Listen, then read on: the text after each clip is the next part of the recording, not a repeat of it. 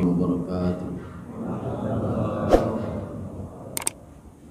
Alhamdulillahirabbil alamin. Wassalatu wassalamu ala asyrafil anbiya'i wal mursalin wa ala alihi wa ashabihi ajma'in. Raditu billahi rabba wa bil islami dina wa bi Muhammadin nabiyya wa rasulah. Rabbi shrah li sadri wa yassir li amri wahlul 'uqdatam min lisani yafqahu qawli. Allahumma ij'al jam'ana hadha jam'an marhuma wa tafarruqana min ba'dihi tafarruqan ma'suma. Kaum muslimin dan muslimat sidang jamaah subuh yang dirahmati Allah. Kita masih pada surah An-Naba. Jadi sudah memasuki ayat ke-12. Yang sebelumnya versi tafsir Al-Qurtubi, beliau mengatakan Allah ingin mentaukidkan. Jadi Allah ingin menguatkan kalau seandainya bumi ini semuanya yang diberikan manusia ini adalah diciptakan oleh Allah Subhanahu wa taala. Allah ingin menguatkan kalau hari kiamat itu benar. Kalau manusia itu terjadi dari proses-proses yang dulu dia itu di alam roh, kemudian disatukan dengan tubuh manusia, kemudian ketika sudah sampai waktunya, roh itu akan kembali lagi kepada Allah Subhanahu wa taala dan tubuh itu akan hancur. Dan nanti ketika pada masanya tubuh itu akan kembali dirakit kembali oleh Allah dengan tubuh yang sama, struktur yang sama, diberikan roh juga yang sama oleh Allah Subhanahu wa taala. Untuk meyakinkan ini semua, makanya Imam Al-Qurtubi beliau menyikapi ada kalimat kalla di ayat atas itu. Kalla, beliau mengatakan itu maknanya hakkan, betul kata Imam Al-Qurtubi. Walaupun dalam tafsir Jalalain beliau mengatakan kalla itu maknanya lirrada' atau lizajar. Lizajar itu artinya apa? Untuk menafikan kalimat sebelumnya. Kalau kalian mengatakan tidak mungkin dibangkitkan di hari kiamat, tidak mungkin mati, tidak mungkin ada surga neraka, kalla, ini kata Imam Jalalain, itu tidak benar semuanya. Tetapi dalam tafsir Al-Qurtubi beliau mengatakan kalla itu maknanya litahqiq atau maknanya hakan, benar, itu semua akan terjadi. Jadi bedanya cuma sedikit saja. Kalau Imam Al-Qurtubi itu melihat ke depan, kalau di dalam tafsir lain itu melihat ke belakang, itu saja bedanya. Makanya kalla itu di dalam Al-Quran bisa saja ditafsirkan satu model, melihat ke belakang terhadap apa yang sudah dilakukan oleh orang-orang yang tidak yakin kepada hari kiamat dan dibantah oleh Allah. Bisa saja dipahami dengan makna ke depan. Artinya apa? Yang terjadi di depan itu semuanya itu akan benar-benar terjadi. Jadi makanya ada yang mengambil satu model, ada yang menggabungkan dua model ini. Sekarang kita lanjut pada ayat ke-12. A'udzu billahi minasyaitonir rajim. Bismillahirrahmanirrahim. Ini masih waw ataf juga ya. Terus di waw ataf. Jadi artinya kalau kita tidak yakin sama satu hal, diyakini lagi dengan yang lain, diyakini lagi dengan yang lain supaya kita yakin. Wa banaina fawqakum sab'an shidada. Dan sudah kami bangun di atas kalian. Jadi di atas itu, di atas ada dua macam. Kalau di atas ala, itu kalau ala itu lengket dia seperti ini. Ini ala namanya. Tapi kalau fauqa itu tidak lengket dia, ya begini. Makanya langit itu tidak ada hubungannya dengan bumi, tidak ada tiang sama sekali. Makanya Allah katakan bi ghairi amadin tarawunaha. Jadi bumi itu apa, langit yang sudah saya angkat itu kata Allah Subhanahu wa taala tidak ada tiangnya. Maka kalimat bana yabni itu seperti kita membangun sesuatu, ada fondasinya. Maka langit tidak punya fondasi. Ya. Wa banaina fawqakum sab'an shidada. Jadi saya dirikan di atas kalian itu sab'an shidada. Ada 7 lapis langit shidad. Shidad itu di dalam tafsir Jalalain beliau mengatakan syadid. Syadid itu apa? La yatakhayyar bitaghayyuri zaman. Tidak pernah berubah langit itu. Kalau kita punya tiang ini seperti kaum Ad dan kaum Samud. Jadi setelah sekian ratus tahun lamanya tiang itu akan keropos. Rumah kita begitu juga. Setelah kita cat sekian tahun itu cat itu akan pudar. Maka makna syidat di situ, langit itu tidak pernah pudar. Langit itu tidak pernah goyang. Inilah gambaran dari syidad. Syidad itu syadidah. Syadid itu kuat sekali, ya. Sampai nanti diluluhkan oleh Allah Subhanahu wa taala. Dihancurkan oleh Allah Subhanahu wa taala. Maka salah satu tanda-tanda kiamat itu, langit itu nanti akan terbelah. Ya, langit itu akan terbelah. Kaum muslimin sidang jamaah yang dirahmati Allah. Kita sudah pernah membicarakan pada pertemuan yang lalu teorinya teori barat. Yang sebenarnya teori barat itu diambil dari Al-Quran juga. Jadi teori barat bagaimana? Mereka membuat sebuah teori namanya teori Big Bang. Walaupun itu semua bermuaranya dari Al-Quran. Ketika Allah Subhanahu wa taala berfirman, ini hubungannya dengan wa banaina fawqakum sab'an shidada. Jadi di dalam Al-Quran itu disebutkan annas samawati wal arda kanata ratqan fa fataqnahuma. Langit dan bumi dulu menyatu, kata Allah. Langit dan bumi menyatu. Setelah itu saya pisahkan antara langit dan bumi. Kanata ratqan fa fataqnahuma. Maka kita ambil tafsir Ibnu Abbas, karena Ibnu Abbas lebih rinci menjelaskan ini. Fayabqal ardu fi makanihi. Ketika itu bumi ketika dipisahkan oleh Allah dia tetap pada tempatnya. Wa tarfa'u samawat, kemudian langit itu diangkat oleh Allah Subhanahu wa taala. Maka kita jangan ketika cerita tentang langit 1, 2 sampai 7, jangankan langit ke-7, langit 1 saja belum terdeteksi oleh manusia. Apalagi nanti arash, ya. Apalagi iliyin. Iliyin itu diantara langit ke-7 dan arash. Iliyin ke tempat ketika amal-amal ibadah manusia itu, ketika dia berbuat baik, dia ikhlas beribadah kepada Allah, maka akan dibawa ke iliyin. Disitulah dia akan menunggu tuannya. Jadi kalau kita terus menyimpan saham di sebuah perusahaan, maka ketika pada waktunya nanti kita akan pergi ke perusahaan itu untuk mengambil saham kita. Kalau yang kita tanam itu kejahatan, maka kita akan pergi ke tempat itu untuk mengambil kejahatan kita. Kalau yang kita tanam di situ adalah kebaikan, maka ketika kita meninggal dunia, kita akan pergi ke tempat itu untuk mengambil kebaikan kita. Maka tempat untuk menanamkan kebaikan atau kejahatan itu cuma 2, iliyin dan sijin. Kalau kita banyak menanam sesuatu di sijin, maka kita akan kembali kepada sijin dan mengambil seluruh apa yang sudah kita lakukan di dunia ini. Dapat mengegau, dapat pegot maktiyud, dapat jauh adagop, dapat jauh harum, dapat kalian maktiyud, macam-macam kita lakukan. Maka kita akan pergi ke tempat amal ibadah, amal kejahatan kita di sijin, tempat penjaranya iblis. Atau di iliyin, tempat paling tinggi di antara langit ke-7 dan aras. Yang ini tidak pernah diketahui oleh siapapun kecuali siapa? Bukan kecuali tidak, cuma diberitahukan oleh Allah, malaikat Israfil. Israfil diberitahukan saja oleh Allah Subhanahu wa taala, "Wa ma adraka ma sijjin?" Kamu tahu Israfil apa itu sijjin? Ya, Israfil hanya itu sijjin itu apa? Padahal dia itu tidak pernah turun ke bumi, Pak Israfil.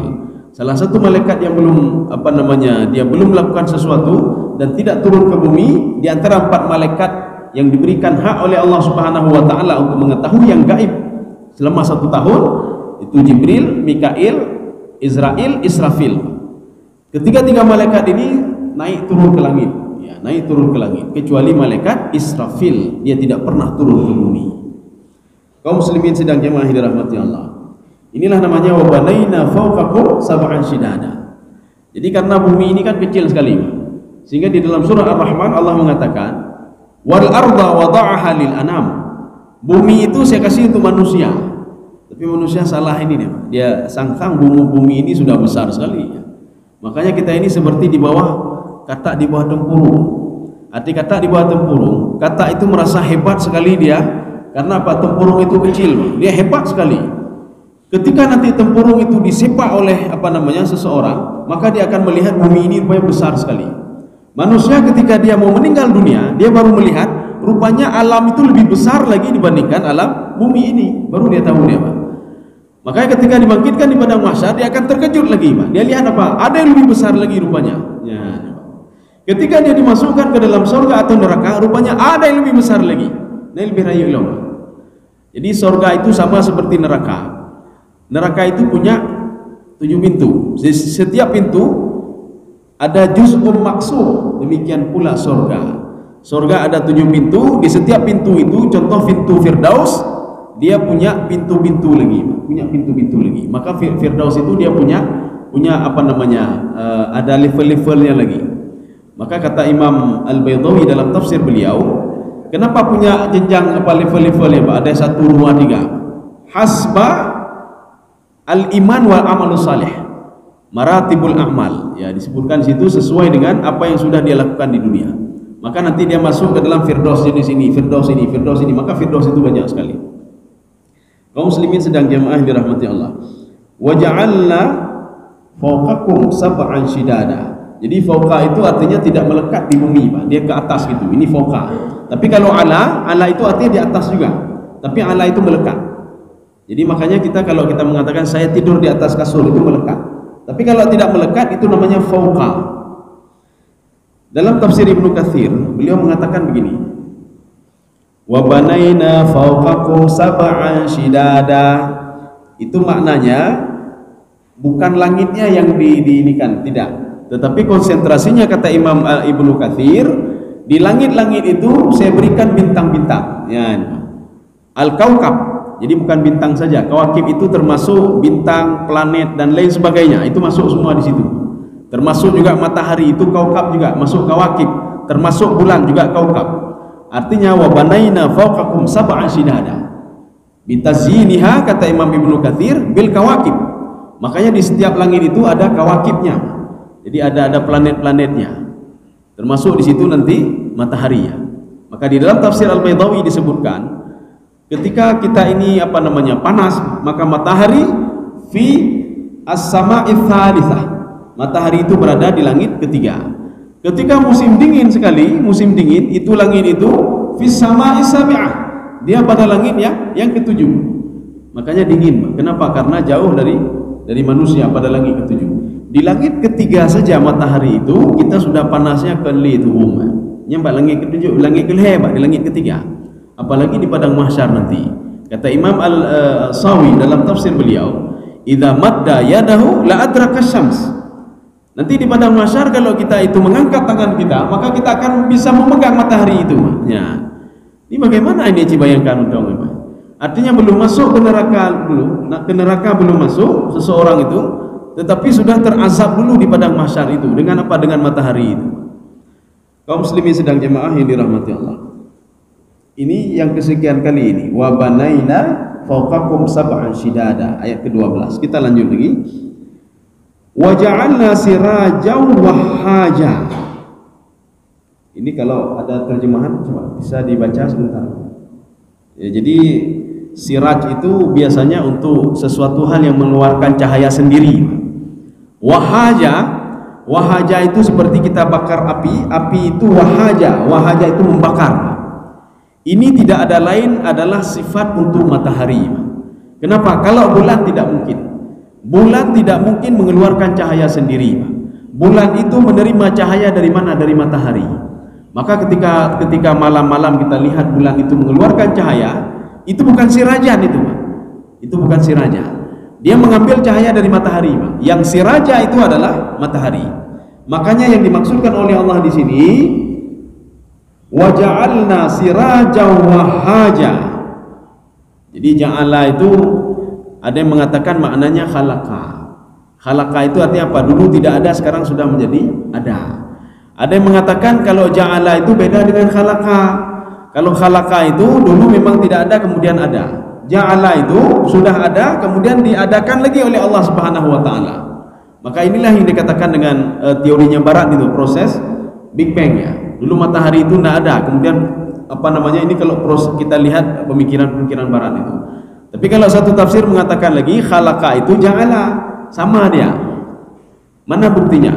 Ketika penciptaan Nabi Adam alaihissalam, Allah menggunakan dua kalimat ini. Inni khaliqun basharan min tin, khalaqa. Inni ja'ilun fil ardi khalifah, ja'ala. Arti ja'ala khalaqa itu sama. Nabi Adam dulu tidak ada, sekarang menjadi ada. Matahari dulu tidak ada, sekarang menjadi ada. Wa ja'alna siraja wahhaja. Kenapa kalimatnya tidak menggunakan alif lam? As-siraj, kenapa as-siraj? Al-wahhaj. Ini sifat kan? Jadi artinya tidak digunakan alif lam sebab manusia tidak bisa mendeteksi matahari itu bagaimana. Cuma bisa melihat sifat-sifatnya saja. Ya. Kenapa? Karena dia berada pada langit ketiga. Karena susah untuk dideteksi. Paling-paling digambarkan saja oleh manusia kekuatannya begini, ininya begini. inilah apa namanya sifat daripada matahari. Artinya saya jadikan matahari itu, dengan matahari manusia bisa mengambil manfaatnya. Manfaatnya banyak sekali dari matahari itu. Kalau tidak ada matahari, tidak ada pembuahan, tidak ada fotosintesis. Kemudian tidak ada apa namanya air hujan itu ditarik, kemudian dikembalikan lagi, tidak ada. Ini melalui hukum apa namanya matahari. Kemudian kalau tidak ada matahari, maka ketika malam hari itu bulan tidak mengeluarkan cahaya. Jadi makanya Allah katakan waja'alna sirajan wahhaja. Sudah dia siraj itu memberikan cahaya, wahhaj lagi. Wahhaj itu apa? Membakar dia itu. Jadi sama seperti wuquduhan nas wal hijarah, ini di dalam Al-Qur'an itu. Jadi sifat apa namanya di dalam neraka itu ada bahan bakar dua. An-nas wal hijarah, waquduhan nas wal hijarah. Manusia dan batu. Yang membuat api itu makin menyala, nyalanya makin kuat adalah manusia dan batu itu sendiri. Ya. Maka salah satu sifat neraka itu waqud, dia membakar. Salah satu sifat neraka itu wahaj. Wahaj itu apa? Itulah membakar. Jadi makanya dia sudah mengeluarkan cahaya, dia itu bisa membakar. Kaum muslimin sedang jamaah yang dirahmati Allah. Sudah, ini kita lanjut lagi. Wa anzalna minal mu'sirati ma'an thajjaja. Jadi ada di dalam Al-Qur'an itu nazala, ada anzala. Kalau nazala itu turun terus menerus, turun nggak pernah putus-putusnya, turun terus. Tapi kalau anzala itu turun sekaligus, kemudian setelah berapa hari putus, turun lagi, putus lagi. Inilah sifat hujan. Ya. Kalau hujan turun terus menerus, wa nazzalnal ma'a turun menerus, kapan kita mau bekerja? Nggak bisa keluar rumah dan lain sebagainya, tidak bisa beraktivitas. Makanya hujan itu diturunkan oleh Allah, wa anzalna minas sama'i rizqa, wa anzalna minas sama'i ma'a, wa anzalna minal mu'sirati ma'al thajjaja. Menggunakan kalimat anzalna, diturunkan sekaligus. Bisa saja sekaligus itu dalam waktu misalnya 3 hari turun hujan, kemudian putus hujan itu. Demikian pula turunnya Al-Qur'an. Al-Qur'an itu digunakan oleh Allah dalam lafadznya di dalam Al-Qur'an menggunakan dua lafadz. Menggunakan lafadz nazala, satu lagi menggunakan lafadz anzala. Ketika kita membaca Al-Qur'an, Al-Qur'an diturunkan wa nazzalnal Qur'an. Saya turunkan Al-Qur'an itu terus menerus. Ya. Maksud terus menerus apa? Selama 23 tahun diturunkan oleh Allah Subhanahu wa taala. Kalau hari ini turun, besok turun lagi ya begitu. Artinya continue turunnya. Tetapi kalau wa anzalnal Qur'an, saya turunkan Al-Qur'an sekaligus turunnya. Mana sekaligus apa? Diturunkan dari Lauhul Mahfuz ke Baitul Izzah sekaligus. Dari Baitul Izzah kepada Nabi Muhammad sallallahu alaihi wasallam terus menerus selama 23 tahun. Jadi menggunakan dua lafaz ini. Jangan nanti kita lihat kok bertentangan ini. Al-Quran dalam satu waktu Allah mengatakan turunnya sekaligus, dalam satu waktu katanya turunnya secara bertahap-tahap ya. Jadi ini mana yang benar? Dua-dua benar. Kalau turun sekaligus itu dari Lauhul Mahfuz ke Baitul Izzah, turun bertahap-tahap itu dari Baitul Izzah ke pada Nabi Muhammad sallallahu alaihi wasallam. Ini mu'sirat, ini apa namanya mu'sirat? Ya, ini Pak. Jadi penggunaan kalimat mu'sirat itu digunakan oleh Allah untuk awan yang sudah penuh dengan air. Karena sudah penuh dengan air, maka air itu akan diturunkan oleh Allah kepada kampung yang atau negeri yang dikehendaki oleh Allah Subhanahu wa taala. Ini namanya waminal mu'sirat. Sehingga manusia disuruh oleh Allah untuk meneliti. Coba kamu teliti dulu. Kenapa awan itu bisa membawa partikel air dengan sedemikian rupa? Padahal sifat air itu kalau kita turunkan ke sebuah tempat, Pak, dia akan menetes terus. Tapi kenapa tidak menetes? Kenapa bisa sangkut di awan itu? Ada partikel apa sebenarnya di dalam air itu sehingga bisa diikat oleh awan itu. Dan kemudian Allah mengatakan, saya srifuhu amma yasha. Saya bisa bawa kemana saja yang saya inginkan. Bisa saja satu kampung tidak pernah saya turunkan hujan kepada mereka, dan kampung tetangganya selalu saya turunkan hujan, kata Allah Subhanahu wa taala. Ini mu'sirat namanya. Jadi artinya supaya manusia itu dia mengkaji, Pak, kenapa bisa demikian. Inilah tafsiran juga, afala yanzuruna ilal ibili kaifa khuliqat. Kenapa tidak melihat unta? Artinya unta dihubungkan dengan air hujan, Pak. Kenapa air hujan? Air hujan diangkat oleh Allah sampai ke atas, tapi tidak turun dulu ke bawah sampai pada waktunya yang ditentukan oleh Allah Subhanahu wa taala. Padahal sifat air itu kan turun ke bawahnya, tapi tidak turun-turun juga. Maka ketika kita melihat, kok ini awan sudah gelap, kenapa tidak turun-turun hujan? Ya. Makanya ketika itu awan itu dibawa ke tempat lain oleh Allah Subhanahu wa taala. Ini sama seperti gambaran afala yanzuruna ilal ibili kaifa khuliqat. Jadi seekor onta itu dia mengambil air menyimpannya di punuknya. Kebiasaan orang menyimpan sesuatu di tempat paling bawah, bukan paling tinggi, tidak. Ini di tempat paling tinggi. Kenapa air itu tidak pernah jatuh ke bawah? Ya, pada suatu waktu ketika dia butuh maka air itu akan turun ke bawah. Ini di punuk onta. Maka ayat ini sering dikait-kaitkan dengan afala yanzuruna ilal ibili kaifa khuliqat dengan wa anzalna minas samai ma'a. Ini begitu juga. Wa anzalna minal muqsirati ma'an thajjaja. Saya turunkan dari awan itu ma'an thajjaja. Ma'an thajjaja, thajjaja itu adalah terus menerus. Arti terus menerus apa? Jadi hujan itu kalau dalam 1 jam terus 1 jam, 2 jam terus 2 jam. Kemudian setelah itu dia berhenti. Ini saya yang turunkan kata Allah Subhanahu wa taala. Kita yang tahunya apa? Prosesnya saja. Ketika setelah turun hujan, kemudian dapat tanaman, dapat tumbuhan, yang ada dulu. Kita tidak tahu kalau yang memberikan kesuburan tanaman kita itu adalah Allah Subhanahu wa taala dengan menurunkan hujan. Kaum muslimin sedang jamaah yang dirahmati Allah. Inilah makna muqsirat. Jadi muqsirat, awan yang sudah penuh dengan air, partikel-partikel itu sudah diikat oleh ini namanya muqsirat. Kemudian pada waktunya akan diturunkan hujan itu oleh Allah Subhanahu wa taala. Ya. Kaum muslimin sedang jamaah yang dirahmati Allah. Kita lanjut lagi. Linukhrija bihi habban wa nabata. Ya, ini untuk apa ini? Inilah pemahaman dari saya menurunkan rezeki dari langit. Apa maksud menurunkan rezeki dari langit? Apakah rezeki itu dari langit? Rupanya ini proses gitu. Jadi yang turun dari langit itu adalah hujan. Dengan hujan itu menumbuhkan semuanya. Dengan tumbuh-tumbuh itu menjadi rezeki bagi manusia, rezeki bagi binatang, rezeki bagi manusia. Ya, inilah rezeki namanya. Artinya Allah menggunakan kalimat yang panjang, yang pendek untuk menggambarkan kalimat yang panjang. Mana contohnya? Seorang ibu sedang memasak nasi. Ya. Ini kalau kita lihat ini salah kalimatnya. Coba tanya sama ibu, Bu, sedang masak apa? Kalau ibu itu bilang, saya sedang masak nasi, itu ibu itu bohong, nggak benar. Yang dimasak bukan nasi tapi beras. Artinya beras dimasak. Setelah proses-proses maka beras itu menjadi nasi. Maka ibu itu tidak akan ngomong lagi kalimat panjang, saya masak beras, setelah 10 menit, 15 menit menjadi nasi. Ya. Maka langsung dia ngomong, saya masak nasi hasilnya. Demikian pula kata Allah, saya menurunkan rezeki dari langit. Maka jangan salah paham. Dia berpikir rezeki dari langit berbab, laki Allah yang Allah rezeki dari langit. Padahal yang dimaksudkan rezeki dari langit, Allah menurunkan hujan. Dengan hujan itu tanaman-tanaman bisa tumbuh, dengan tumbuh tanaman itu menjadi rezeki bagi manusia. Ini sama juga seperti di dalam surah Al-Hadid. Dalam surah Al-Hadid, wa anzalna al-hadida fihi ba'sun syadid. Saya turunkan besi dari langit. Kalau orang salah memahami rumah betul-betul lagi itu habis hancur.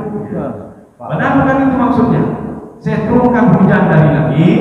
Setelah itu karena proses-proses di bumi ini muncul partikel-partikel besi. Setelah lama-lama proses-proses kemudian diambil partikel itu oleh manusia, diolah menjadi besi. Maka karena kalimat yang panjang sekali, maka Allah ngomong hasilnya saja. Saya turunkan besi dari langit. Padahal yang diturunkan oleh Allah, saya turunkan hujan dari langit. Dengan hujan itu, maka terjadilah proses terjadinya partikel-partikel besi itu, sehingga diambil oleh manusia, diolah oleh manusia menjadi besi. Kaum muslimin sedang jamaah di dalam Allah. Jadi yang untuk apa hujan itu? Linukhrija bihi habban wa nabata. Ini erat kaitannya dengan dalam surah apa itu? Allah mengatakan wa ja'alna minal ma'i kulla syai'in hayyin. Saya jadikan dari air itu semua bisa hidup, kata Allah Subhanahu wa taala. Semua bisa hidup. Kalau saya ingin menghancurkan satu kaum, saya tahan saja hujan, ambil hidup semuanya. Hujan saja ditahan oleh Allah. Jadi makanya untuk apa hujan itu? Linukhrija bihi habban wa nabata. Supaya tanaman-tanaman, tumbuh-tumbuhan itu bisa hidup. Maknanya apa? Kalau daerah kekeringan tidak ada tanaman yang bisa hidup, berarti hujan tidak diturunkan. Kalau kampung itu, negeri itu sedang dilaknat oleh Allah dengan tidak turunnya hujan, atau sedang diuji oleh Allah Subhanahu wa taala, atau sedang tidak diberikan rezeki oleh Allah Subhanahu wa taala. Kenapa hubungannya dengan hujan? Jadi makanya Allah katakan wa minal ma'i kullu syai'in hayy. Jadi dari air itu semuanya bisa hidup. Satu. Yang kedua, linukhrija bihi habba wa nabata. Ada tanaman-tanaman yang kita tanam, tumbuh-tumbuhan yang kita tanam. Ini seperti biji-bijian, kan mati, artinya dia tidak ada kehidupan di sini. Ada biji korma sudah lama sekali sama kita, sudah 10 tahun. Nah, biji yang sebenarnya korma pelang sudah 20 tahun, bahkan 50 tahun dah kebahina, dalam botol kebah juga. Kan tidak ada kehidupan itu. Jadi Allah yang mengatakan coba letakkan di tanah. Kemudian saya turunkan hujan, kata Allah, dia akan tumbuh kembali. Inilah yang dikatakan dengan alladzi khalaqal mauta wal hayata liyabluwakum. Jadi makanya Allah menciptakan sesuatu hal yang hidup itu dari mati. Bagaimana hidup dari mati? Jadi tanaman-tanaman itu hidup dari mana? Dari mati. Dia kan mati, dia sebenarnya tidak ada. Saya hidupkan dia. Untuk apa? Untuk menguji manusia. Apakah manusia teringat kepadaku? Apakah manusia teringat kepada yang menghidupkan dia atau tidak? Karena biasanya manusia itu seperti yang digambarkan oleh Imam Sya'rawi. Manusia itu yadhkur al-masa'ib wa yansa an-ni'am. Dia ketika musibah saja teringat kepada Allah. Nah, ada manusia yang tidak teringat kepada Allah ketika musibah. Siapapun dia. Orang kafir, orang munafik, menurut ingat Allah, menyukai produktifnya tinggal Allah. Tapi ketika diberikan nikmat oleh Allah, wa yansa an-ni'am. Dia itu lupa kepada Allah Subhanahu wa taala. Yang mengingatkan Allah baik kita tinggal.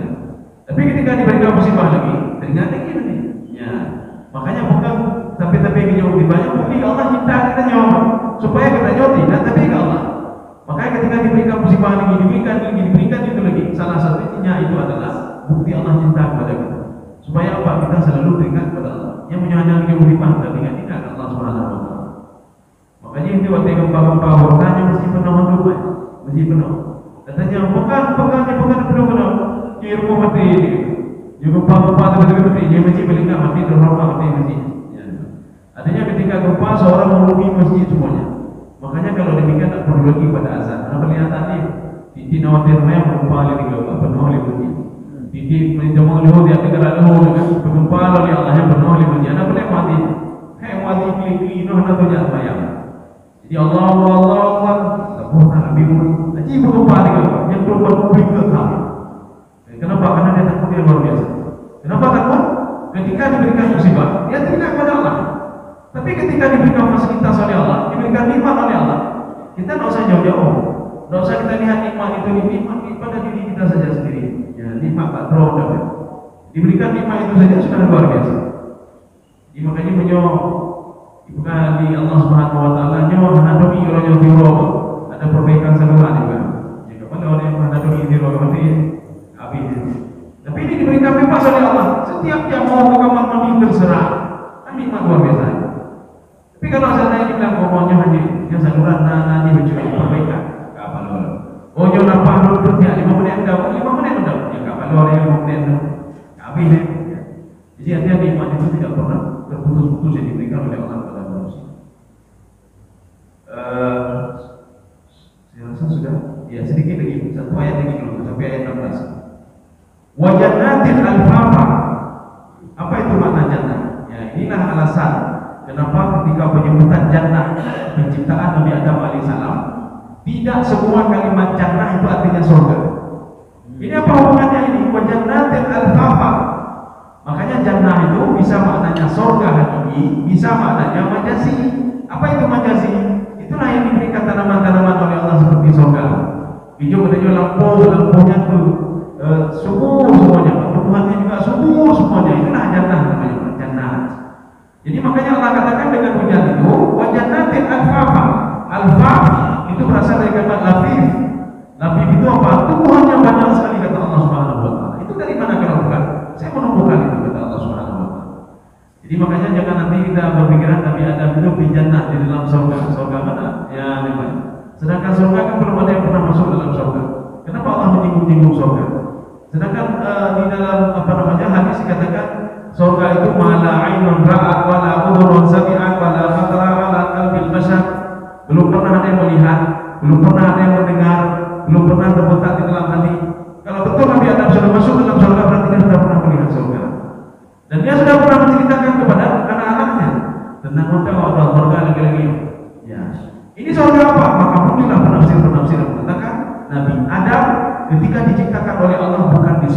bumi. Alasannya apa? Ada beberapa alasan. Inni ja'ilun fil ardi khalifah. Saya menciptakan Adam itu di bumi. Tidak ada satu ayat pun yang mengatakan fil jannati khalifah. Tidak. Fil ardi khalifah. Kenapa ada surga-surganya? Maka muncul lagi tafsiran-tafsiran. Yang dimaksudkan surga itu adalah sebuah kebun taman-taman di antara Mekah dan Taif. Makanya Nabi Adam alaihissalam itu diciptakan oleh Allah itu di bumi mana? Di antara Mekah dan Taif. Beliau terbentang di antara Mekah dan Taif. Setelah itu beliau ribut dengan iblisnya, baru dipindahkan oleh Allah Subhanahu wa taala ke sebuah tempat namanya Jannatul Tajribah. Surga tajribah. Jadi surga tajribah itu bukan surga yang digambarkan dalam Al-Qur'an, tidak. Surga tajribah itu cuma ada beberapa sifat di situ. La taqma'u fiha. Kamu tidak pernah haus dalam surga itu. Kamu tidak pernah lapar dalam surga itu. Ada 3 sifatnya, sifat surga itu. Kamu tidak pernah lapar, tidak pernah haus, dan tidak pernah kena matahari. Ini surganya yang surga Nabi Adam. Tapi kalau surga digambarkan dalam Al-Qur'an itu banyak sekali, tajri min tahtihal anhar khalidina fiha abada. Kemudian banyak lagi, maka sindihaqa. Banyak sekali itu tentang sifat-sifat surga yang digambarkan dalam Al-Qur'an. Kaum muslimin sedang jamaah yang dirahmati Allah. Inilah yang dimaksudkan dengan wajannatin al-fafa. Kebun itu dia subur gara-gara saya turunkan hujan. Kemudian si bulan itu punya tanaman, dia subur tanamannya itu sebab menurunkan hujan. Maka jangan sampai seperti kaum Sabak. Bukan Sabak saja. Ada dua kejadian di Yaman itu, di Sabak, satu lagi di Tarwan. Tarwan itu adalah sebuah perkampungan di Yaman juga, yang mereka itu sudah diberikan nikmat oleh Allah Subhanahu wa taala. Kebun kurmanya itu banyak sekali kurma. Aduh berarti kurmanya itu kurma itu. Sehingga berapa hektar mereka itu punya kurma, tetapi kering urutnya, kering bakhil. Padahal ketika ayahnya yang mengelola, ayahnya itu tidak bakhil, dia bagi-bagi untuk fakir miskin. Tapi ketika ayahnya meninggal dunia dikuasai oleh anak-anaknya, ini dalam Al-Quran digambarkan. Anak-anaknya bakhil, tidak mau memberikan kepada anak fakir, orang fakir miskin. Akhirnya apa? Itu taruhan itu dihancurkan semua oleh Allah Subhanahu wa taala. Karena di situ banyak kebun mereka, kebun kurmanya. Akhirnya mereka bertobat kepada Allah, minta maaf kepada Allah Subhanahu wa taala. Kemudian juga kaum Sabah. Kaum Sabah itu Allah mengatakan saya berikan kepada mereka jannat. Surga-surga, nanti surga apa? Nikmat-nikmat dunia. Saya berikan fasilitas ini, saya berikan ini, semuanya mudah. Tapi mereka itu berkafar bi'allah. Mereka tidak pernah mengenal yang memberikan nikmat. Mereka tidak pernah mengenal nikmat Allah, karena tidak pernah mengenal. Maka bisa biasa, apa namanya? Saya menarik kembali nikmat tadi. Jodoh mana? Itu ridhonya jodoh kepada Allah. Makanya kalau orang sedang diberikan nikmat oleh Allah, dia mengenal yang pemberi nikmat, maka nikmat itu akan ditambah. Diberikan ini, dijauh. Tapi kalau yang kita berikan nikmat pada seseorang, dia tidak pernah mengenal kita, maka itu akan kita tarik kembali. Sama seperti kita sudah memberikan orang rumah, tapi itu ridho juga. Itu sudah fikih. Manusia yang Allah Subhanahu wa taala, semuanya diberikan kepada kita oleh Allah. Tapi kita lupa kalau yang berikan itu adalah Allah Subhanahu wa taala. Maka nikmat itu akan ditarik kembali. Ya. Saya rasa cukup sekian saja. Insyaallah pertemuan selanjutnya kita cerita inna yaumal fasli. Fasli itu artinya apa? Hari kiamat itu sebagai hari pemisah. Pemisah apa? Pemisah dari kita di bawah kebun tadi menjadi hari besar sekali. Ya, jadi artinya tak ada lagi kebun di bawah kebun. Semua sudah dikumpulkan oleh Allah Subhanahu wa taala di sebuah padang mahsyar yang sangat luas sekali. Di situ berkumpul semua malaikat. Di situ berkumpul jin, iblis dan lain sebagainya, dan semua manusia berkumpul gitu. Ya. Saya rasa cukup sekian saja. Mungkin ada yang ngaji tak? Ya, ya kami ada. Alhamdulillah. Ada pertanyaan? Kalau tidak ada, kita suruh Pak. Oh ya. Waalaikumsalam.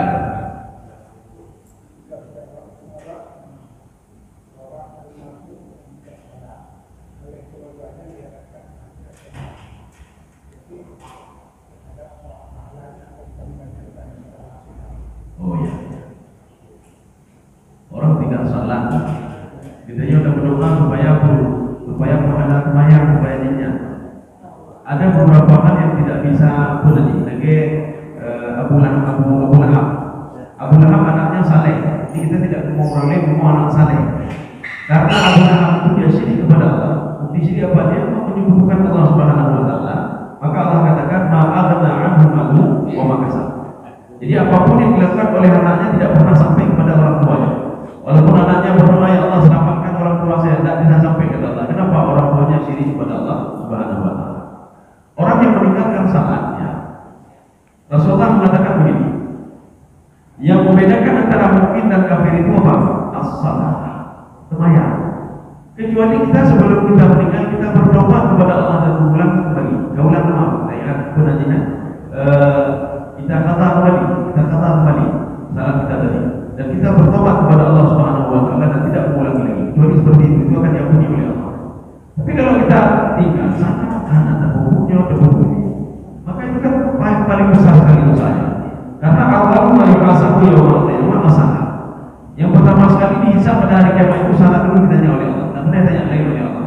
Kenapa? Kalau salat sudah baik, semua baik. Ini berbeda dengan bagaimana kalau kita berdoa satu mukmin dengan mukmin yang lain. Apakah sampai doanya itu? Ya. Ini seperti Rasulullah SAW ketika ada seorang laki-laki yang sudah dikuburkan di sebuah tempat. Rasulullah mengatakan kita jangan berpaling dulu, hendaklah kita berdoa untuk dia. Yuthabbit qulbahu, supaya hatinya itu tetap sebagaimana ketika hidup bersama kita di dunia. Maknanya apa? Berarti doa Rasulullah ketika mengatakan seperti itu, doanya itu sampai ke dia. Ya, kalau seandainya seperti itu. Kemudian kita juga akan disuruh berdoa kepada Allah. Allahumma lil muslimin wal muslimat. Ya Allah, ampunilah dosa orang-orang muslim dan muslimat. Kalau seandainya tidak sampai kepada orang muslim, ngapain diajarkan doa itu kepada kita? Wal mu'minin wal mu'minat. Ya Allah, menempatkan seluruh mukmin dan mukminat. Kalau enggak kita doa sendiri saja. Kalau seandainya doa itu tidak sampai. Tetapi kalau masalah salatnya itu pada terbayang. 20 kilo itu bayar 40 rencana itu hanyutkan. Makanya kalau seandainya kita ini terdobat lagi, artinya apa? Salat itu tidak main-main, ya, bayangnya tidak main-main. Maka Rasulullah pernah mengatakan perbedaan orang mukmin dan kafir itu adalah salat. Cuma punya bukan dan bayar orang kafir, pengen itu hanya kafir, pengen. Cuma terdapat itu bayarnya. Ya. Jadi artinya apa? Kalau salat itu memang nggak bisa nih, susah, nggak ada tawar-tawar kalau salat. Kecuali kalau kita orang tua kita uji kita jawab, nah bermasalah pun saja. Kita berdoa ya Allah 40 kilonya 40 saja.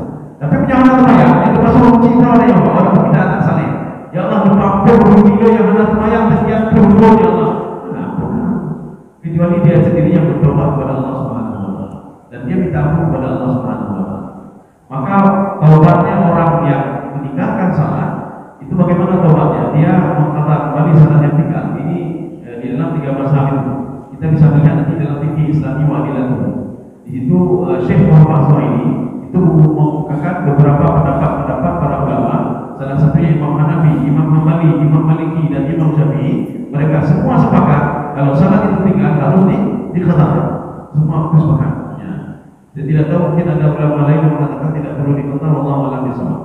Jelas kalau di dalam fikih Islami wadilah begitu harus dan wajib diqadha. Itu taubatnya orang-orang yang meninggalkan salat dan tidak mengulanginya lagi. Ya, bagaimana benar menurut saya.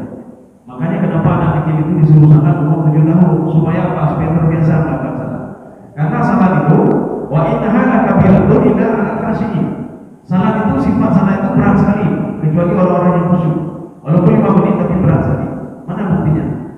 Ketika melakukan saja mesti berat sekali. Coba aja orang yang sudah pernah naik gunung melewati gunung bisa diadaki, tapi masjid tidak sampai. Karena pro. Tapi gunung berat pro. Tapi gunung dah pakai dalam yang ada pro. Ikan kalau dah cari yang ada pro di gunung dalam. Tapi kalau seandainya ke gunung pro dia walaupun hanya pro dengan tali dengan apa saja sampai ke puncak gunung. Tapi kalau masjid tidak. Kenapa? Salat itu sifat salat itu berat sekali kecuali orang yang khusyuk. Apa maksud khusyuk?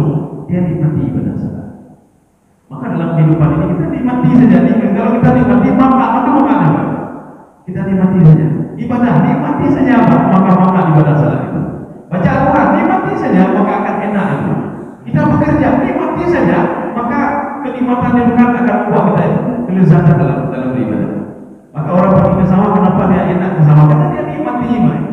Maka orang yang kena jauh karena nikmati enak jauh lah jorok, lampu matahari. Padahal orang itu dia nikmati ibadahnya kita jauh banget, cukup mama jauh lah. Dia udah beda kerjanya, dan banyak bodoh baju, dan jadi bumi cukup mama di mana. Menyebabkan pangan level, karena kita tidak menikmati. Cuma kita nikmati. Nah orang jauh level, dia bawa barang, bawa kapal, nanti pulangnya dia bawa kayu dia bawa. Kalau kita lihat Tuhan katanya, jangan nampak dia menikah, apa yang perlu menyupport bawa tapi sama dia itu kenikmatan yang luar biasa. Sekarang yang tidak ada sama kita kenikmatan itu, walaupun sudah ada fasilitas banyak, tidak kita nikmati hanya mengaji saja. Nah gaji 20 juta itu tidak kita nikmati hanya mengaji. Kita mengaji dulu, kurang sampai dulu. Dengan zaman yang mengaji dia juga tidak ada mengaji. Hijau fasilitasnya ada mengaji dulu. Dia mati dalam keadaan hanya mengaji begini. Bina jauh di dunia saja tidak dia nikmati. Bagaimana mau nikmati akhiratnya? Jadi artinya apa yang kita nikmati kita akan membawa kita itu kepada anak-anak menerima apa adanya.